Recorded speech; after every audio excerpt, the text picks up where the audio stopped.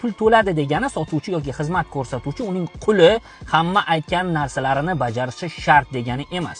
Qadriyatlar mos tushmaganda xizmat ko'rsatuvchi mijoz bilan xayrlashishga haqqi bor. Undan tashqari, agar yo'lovchi rostdan qo'pollik qilmagan va vaziyatda haq bo'lsalar, video materiallarining tarqalishi yo'lovchining foydasiga ishlagan bo'lardi. Nega haq inson voqea yoritilgan videoning tarqalishidan jazavaga tushib, janjalni kattalashtirishga harakat qilish kerak? Axir dalillar ommaga va xodimlarga yetib bormoqda-ku. Bu vaziyatdagi haq insonning foydasiga ishlamaydimi? Qo'shimchasiga, balki uzoq muddatli mehnat orqali olingan yoki kredit asosidagi mashina degani bu haydovchining umri, vaqti demakdir. U kimgadir xizmat ko'rsatishi, A nuqtadan B nuqtaga xavfsiz olib borishga javobgar. Mashinaga zarar yetkazish yoki shaxsiy kamsitish va haqoratga qarab o'tirishga majbur emas. Yo'lovchi doimo taksi agregatoriga shikoyat kiritish yoki agarda haydovchi rostdan noqonuniy harakat qilgan bo'lsa hamda bu uchun isbot bo'lsa, qonunga murojaat qilish imkoniyati bor.